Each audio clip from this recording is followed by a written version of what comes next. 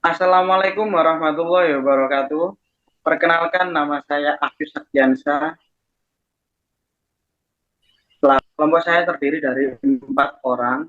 Yang pertama ada Kevin Tauren, yang kedua ada Dwi Setiawan, yang ketiga ada saya sendiri, Afif Sardiansa, dan yang keempat ada Heri Darmawan.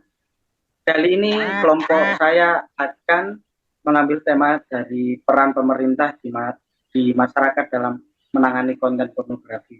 Karena di negara kita, khususnya di kalangan muda, itu mayoritas banyak yang sekarang itu lagi menambahkan film-film pornografi, sehingga di etikanya, moralnya itu kurang. Oke, tanpa banyak omong lagi, kita akan sambut untuk pemateri yang pertama, yaitu Kevin Dauren. Untuk Kevin Dauren, silahkan. Kita akan ceritakan yang latar belakang.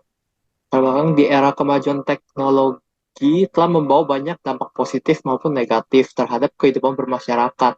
Salah satunya adalah mudahnya menyebar atau mendapatkan konten pornografi. Pornografi merupakan sebuah konten ilegal di Indonesia, di mana keberadaannya telah melanggar etika dan norma yang berlaku. Adanya pornografi membawa dampak buruk di negara Indonesia yang berimbas ke pola pikir serta moral pada masyarakat, terutama anak muda yang memiliki rasa penasaran tinggi. Akibatnya dapat menimbulkan kecenderungan yang menyimpang dan dapat mengurangi kualitas sumber daya manusia yang ada. Yang telah dijelaskan pada IS Al-Isra ayat 32, dan janganlah kamu mendekati zina. Sesungguhnya zina itu adalah suatu perbuatan yang keji dan suatu jalan yang buruk.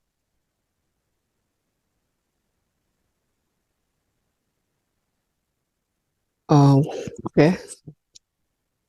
Berikutnya saya akan menjelaskan dari landasan teorinya.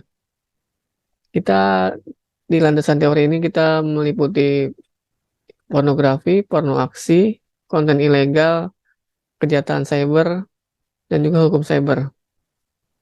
Pornografi itu adalah gambar atau sketsa, tulisan, suara, gambar, gerak tubuh yang dipertahankan di muka umum yang melanggar norma kesusilaan dalam masyarakat. Sedangkan porno aksi itu adalah perbuatan mengeksploitas seksual, kecabulan, dan erotika di muka umum. Lalu konten ilegal, kejahatan dengan memasukkan data atau informasi ke internet tentang sesuatu hal yang tidak benar, tidak etis, dan dapat dianggap melanggar hukum atau mengganggu ketertiban umum. Berikutnya itu ada kejahatan siber atau biasa disebut dengan cybercrime. Merupakan kejahatan yang dilakukan oleh seseorang ataupun kelompok yang mampu menggunakan teknologi informasi yang terkoneksi dengan internet sebagai alat kejahatan.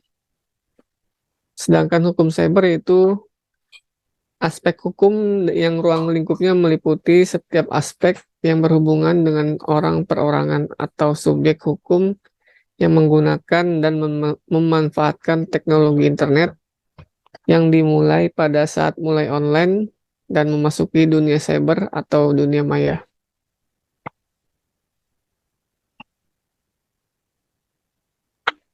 Oke, untuk pembahasannya, ini ada motif. Motif ini meliputi ada 3. Yang pertama, mudahnya akses internet. Yang kedua, rasa penasaran terhadap hal-hal yang baru. Dan yang ketiga adalah keuntungan dari hasil konten pornografi. Sehingga anak-anak zaman sekarang itu untuk kasus motifnya itu ada 3 hal tersebut. Nah, untuk penyebabnya itu ada media internet sebagai salah satu media yang paling cepat berkembang dibanding dengan media lain, dan sekarang menjadi salah satu bagian dari tren hidup bagi para remaja. Nah, di anak remaja sekarang, kalangan anak remaja itu untuk akses internet atau akses sesuatu hal apapun itu sudah sangat mudah. Apalagi dengan hal-hal yang baru, anak muda dengan masih masih di bawah umur, terus habis itu menyukai hal-hal yang baru, apalagi dengan tanda kutip seks, dia akan sangat senang. Oke, next.